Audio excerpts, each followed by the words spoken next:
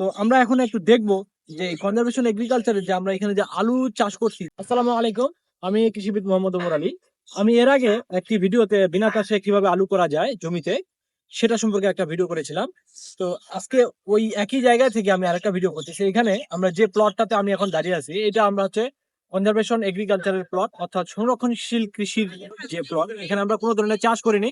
আর এখানে হচ্ছে জাস্ট আমরা আলুটা একটা ছোট গর্ত করে লাগানো হয়েছিল এবং পরবর্তীতে এখানে মালচিং করে দেওয়া হয়েছিল খড় দিয়ে।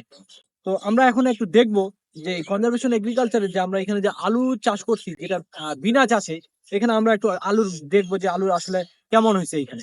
এটি আছে এই যে আলুর জাত, এটা হচ্ছে বাড়ি আলু 7। এবং এই আলুটার হচ্ছে জীবনকাল বা লাইফ সাইকেল হচ্ছে প্রায় 85 থেকে 90 দিন। এবং এখন এই স্টেজে আলুর এখন বয়স প্রায় হচ্ছে 67 দিনের মতো। এবং আরো প্রায় 23 থেকে 24 দিনের মতো এর লাইফ সাইকেল এখনো বাকি আছে। এখন আপনারা দেখেন যে যে গাছগুলো কিন্তু এখনো সবুজ আছে। আমি আপনাদেরকে একটু সরাসরি দেখাবো যে বিনা চাষে যে আমরা আলু করছি সেই গাছে আলু কিরকম থাকে। আমরা একটু দেখি এখানে।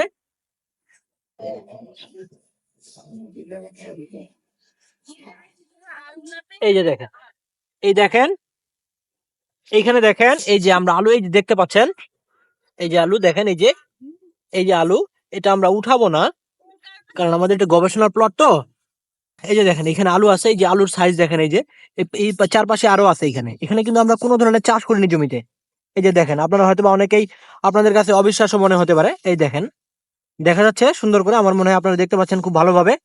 তো এইটাই হচ্ছে আমাদের সংরক্ষণশীল কৃষির যে আমরা একটা সিস্টেম, সেই সিস্টেমে আমরা এখানে আলু চাষ করছি। এটি আমাদের এক সিনিয়র বড় ভাই পিএইচডি উনার একটা গবেষণামূলক প্লট। এখান থেকে আমি বিভিন্ন সময় আপনাদেরকে এই বিভিন্ন রকম আলুর যে আপডেটেড যে টেকনোলজি গুলো সেটা সম্পর্কে আপনাদেরকে আইডিয়া দিই আর কি।